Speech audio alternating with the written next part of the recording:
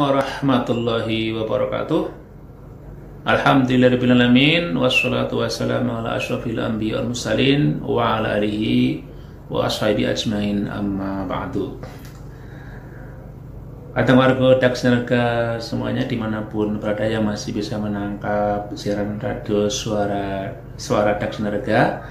Pada kesempatan malam hari ini saya mengawali pertemuan perdana untuk mengisi kegiatan siraman rohani di suara Daksnerga. Saya Sabrahim SAG MSI.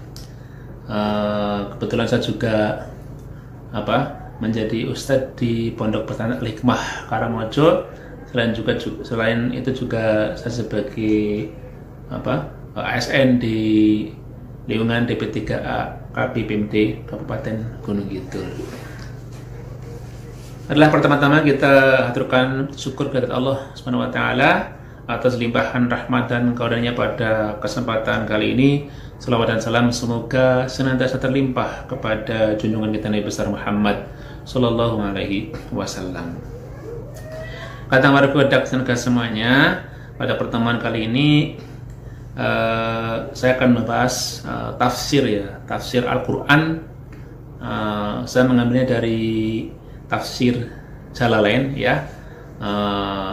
karya dari Jalaluddin Muhammad bin Ahmad Al-Mahalli dan Jalaluddin Abdurrahman bin Abu Bakar As-Suyuti. Saya mungkin akan normatif saja mengkaji dari awal, dari surat Al-Baqarah, Al-Baqarah. Nanti kita akan membahas di sini tentang sesuatu yang sangat penting, yaitu pengertian atau definisi dari orang-orang yang bertakwa. Itu definisinya apa? Jadi banyak sekali definisi tentang siapakah yang dinamakan dengan orang yang bertakwa. Banyak sekali ayat yang membahas menerangkan tentang ciri-ciri, tanda-tanda ataupun pengertian daripada orang yang bertakwa, pengertian daripada ketakwaan. Nah, salah satunya nanti hari ini, malam ini akan kita bahas yang kita ambil dari surat Al-Baqarah. Nah, di ayat pertama begitu ya. Saya bacakan ya. A'udzubillahi minasyaitonirrajim. Bismillahirrahmanirrahim. Alif lam mim Dzalikal kitabul la raiba fihi hudal lil muttaqin. Jadi alif lam mim itu kan alif lam mim itu kalau ulama klasik, ulama-ulama zaman dulu menegaskan atau menafsirkan bahwa Allahu a'lamu bimuradihi bidzalika. Jadi Allah lah yang lebih tahu maksud atau kandungan makna dibalik alif lam mim Wallahu a'lam, hanya Allah yang Maha tahu arti ataupun pengertian dari alif lam mim. Tidak ada yang ulama yang mengatakan tahu ataupun memahami apa dibalik alif lam mim Dzalikal kitabul la raiba fihi.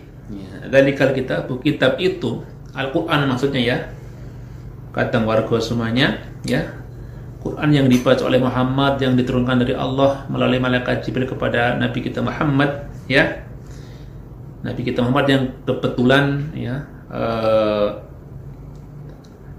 bulan ini bulan Oktober ini kita memperingati kelahirannya yang bertepatan dengan tanggal 19 Oktober kemarin itu juga bertepatan dengan 12 Rabiul Awal adalah Maulid Nabi, hari kelahiran Nabi kita Muhammad sallallahu alaihi wasallam. Apa yang dibaca oleh Muhammad tadi la raiba fihi, tidak ada keraguan tidak ada kebimbangan di dalam kitab tersebut.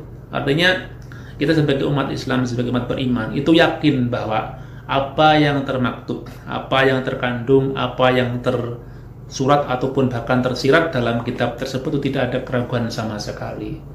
Kita yakin semua apa yang terkandung yang disampaikan, diungkapkan dalam Al-Qur'an itu adalah benar adanya. Al-haq benar adanya, tidak ada keraguan sedikit pun tentang apapun, tentang keimanan tentang syariah tentang kepercayaan kepada hari kiamat, tentang pahala, tentang siksaan dan lain sebagainya, itu semuanya adalah benar adanya. La raiba fi, tidak ada keraguan sedikit pun di dalam Al-Qur'an. Bahwasanya itu semuanya dari Allah Subhanahu wa taala, ya. Karena kita yakin al-haqqu mir rabbika fala takunanna minal mumtarin, dalam ayat yang lain sudah disebut. Jadi yang namanya kebenaran itu dari Tuhanmu, maka janganlah kamu semua, ya, orang-orang beriman, orang-orang yang percaya, orang-orang Islam, menjadi orang-orang yang ragu.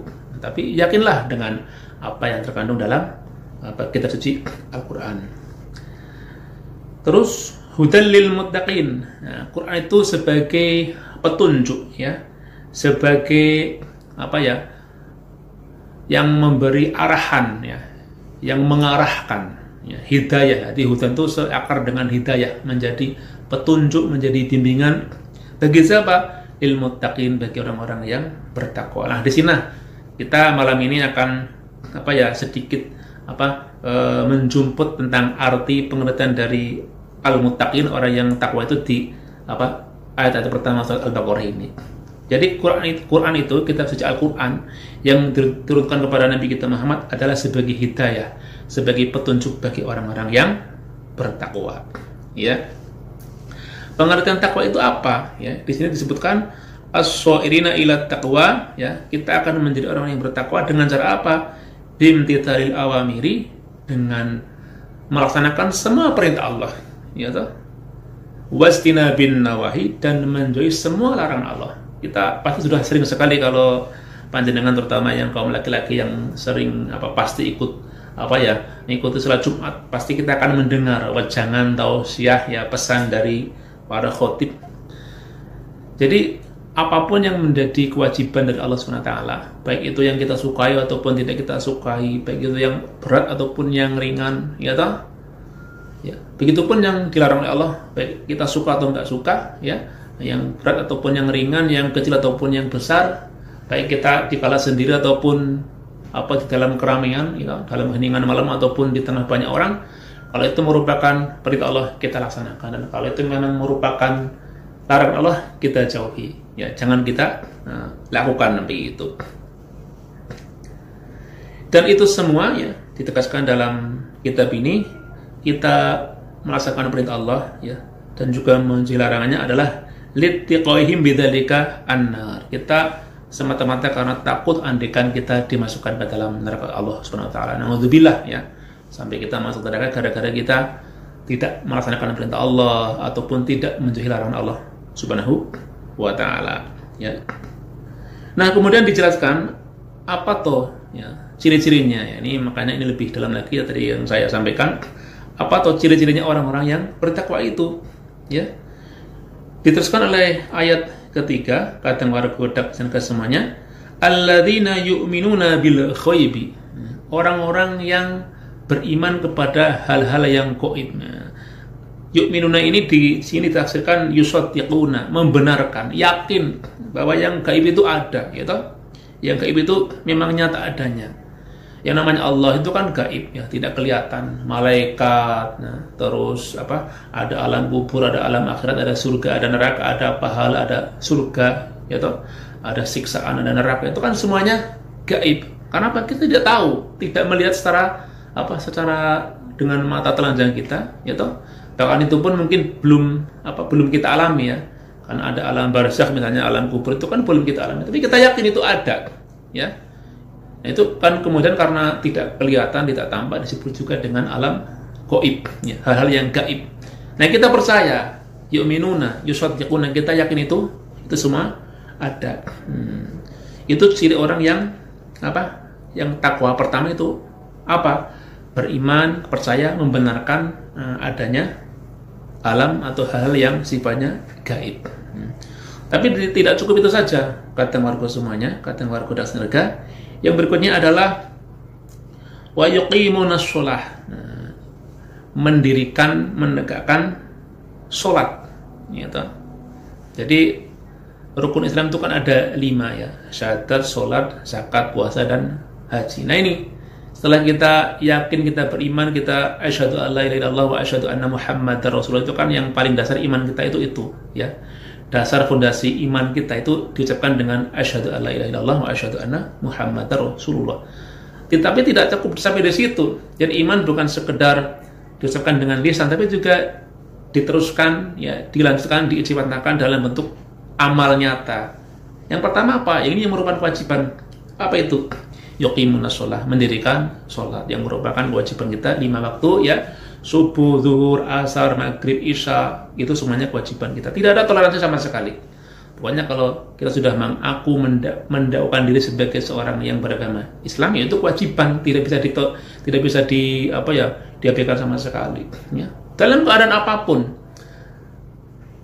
kita bepergian juga tetap wajib sholat, ya, misalnya dengan dijamak ataupun dikosor begitu kan, tidak apa-apa, tapi itu kewajiban, ya toh. Kita sakit pun tetap wajib sholat, ya toh.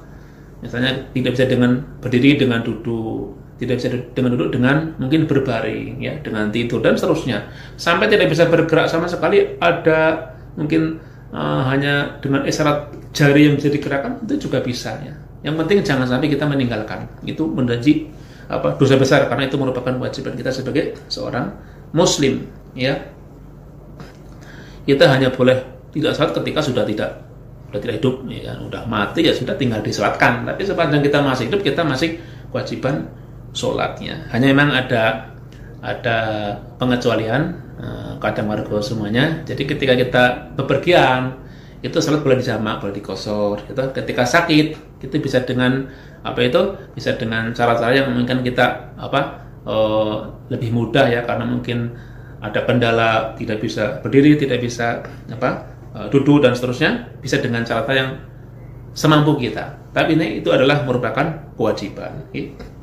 Tapi sholat bukan sekedar sholat. Di sini ditekankan oleh penafsirnya, oleh mufasir kitab ini, ya tuna biha bihuquqiha, artinya kita melaksanakan sholat juga dengan sholat yang sebaik-baiknya, ya. Tidak hanya sekedar sholat jenggelit, bukan, tapi syarat dan rukunnya juga dilaksanakan dengan baik, ya. Wudunya dengan baik, gerakan-gerakannya juga dengan baik, ya, dengan tumaknina, bacaannya juga harus sebaik mungkin, ya, memperhatikan makhrajnya, tajwidnya dan lain sebagainya. Dan yang berikutnya, wa mimma razaqnahum yunfiqun, dan dari apa yang kami berikan kepada mereka, orang-orang tersebut menafkahkan begitu kan. Artinya di dalam harta kita ada yang merupakan hak atau milik daripada orang-orang yang membutuhkan, orang-orang yang miskin begitu kan, orang-orang yang memang itu merupakan sekelompok yang dia berhak menerima pemberian kita. Ini terkait dengan kewajiban kita untuk mengeluarkan zakat, ya. Jadi ada syahadat, ada syahadat, ada salat, ada zakat. Nah, kita itu dari sebagian harta kita itu ada sebagian kecil, ya, memang jumlahnya tertentu yang kita keluarkan untuk kita berikan kepada orang lain sebagai zakat, ya. Orang-orangnya pun tertentu, ya, ada fakir, ada miskin, ada orang yang banyak hutang, ya toh, ada yang orang sedang berusaha untuk membebaskan diri dari perbudakan, atau ada lagi orang yang mu'alaf dan lain sebagainya. Itu ada 8 orang yang memang mereka berhak, ya, disebut dengan mustahik, ya toh, daripada harta zakat yang kita berikan.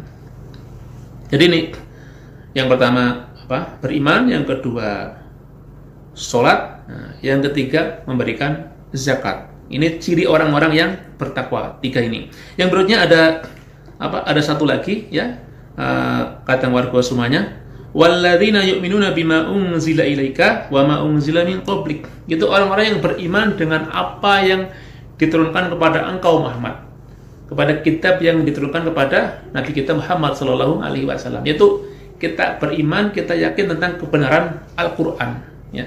Itu ciri orang yang bertakwa. Yang berikutnya, yang keempatnya. Tapi tidak hanya itu, kata warga semuanya. Kita tidak hanya beriman dengan kitab suci Al-Qur'an, tapi juga beriman, percaya dengan kitab yang diturunkan kepada nabi-nabi sebelum Nabi kita Muhammad, ya.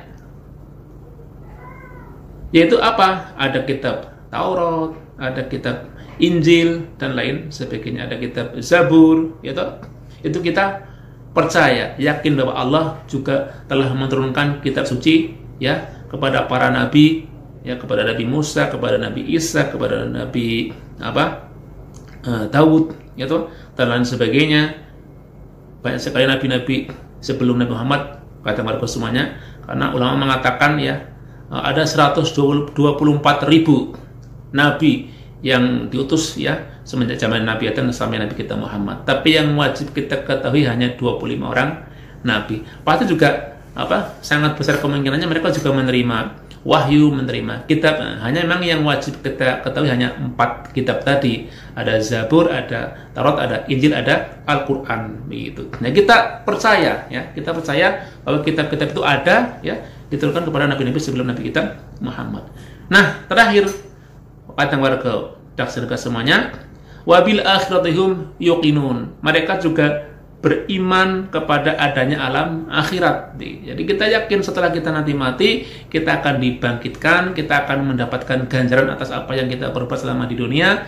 Bagi orang-orang yang kafir, yang menantang perintah Allah, menantang kitab Allah, mereka akan mendapatkan ganjarannya ya walau alam nanti, bisa merupakan neraka ataukah mungkin karena dia punya keimanan mungkin mampir di neraka kemudian dia baru masuk surga, ataukah memang kalau kita jumlah ataupun amal ibadah kita lebih berat dibanding keburukan kita mungkin akan diberi rahmat Allah Subhanahu wa taala menjadi penghuni surga. Intinya bahwa kita yakin ada akhirat, ada kebangkitan, nanti ada hisab ya, ada siratal mustaqim, ada asyirat, ada jembatan asyirat ya, maksud saya kita akan melewati jembatan tadi, kita akan mendapatkan pahalakah ataukah mendapatkan siksaankah, kita akan melihatnya nanti setelah kita bangkit dari alam kematian ya, bangkit dari alam kubur, kita akan menghadapi penggantian di Allah Subhanahu wa taala. Nah, ulaika ala hudan min rabbihim wa ulaika humul muflihun. Mereka itulah ya, kata warga semuanya, kata warga dasarkan orang-orang yang mutakin, orang-orang yang mutakin itu ya, orang-orang yang percaya dengan hal yang gaib, orang yang sholat, orang yang mendermakan hartanya untuk jalan Allah ya, zakat, kemudian percaya kepada kitab-kitab ya, baik Quran ataupun kitab-kitab yang lainnya, juga yakin dan percaya dan beriman dengan akhirat. Mereka itulah orang-orang yang ala hudan min rabbihim, berada di jalan petunjuk dari Allah Subhanahu wa taala. Mereka di rel hidayah, rel petunjuk dari Allah Subhanahu wa taala. Wa ulaika humul muflihun, dan mereka itulah orang-orang yang beruntung, orang-orang yang kalau bahasa Jawa namanya orang-orang yang bejo begitu, orang yang beruntung. Nah, di sini disebutkan apa itu makna dari al-muflihun atau orang yang beruntung, yaitu al-faizuna bil jannah, mereka mendapatkan kemenangan dengan beroleh ataupun diganjar surga oleh Allah Subhanahu wa taala. An-najuna minan nar, mereka juga selamat dari siksaan api neraka. Itulah orang-orang yang al-muflihun, orang-orang yang beruntung. Mungkin itu kata warga semuanya. Pada pertemuan kali ini kita membahas tentang pengertian definisi daripada orang-orang al-muttaqin, orang-orang yang bertakwa. Apakah itu? Tadi sudah saya sampaikan. Semoga bermanfaat untuk diri saya pribadi terutama, dan juga kepada para kadang warga semuanya. Ada kurang dan lebihnya saya mohon maaf. Billahi taufiq wal hidayah. Wassalamualaikum warahmatullahi wabarakatuh.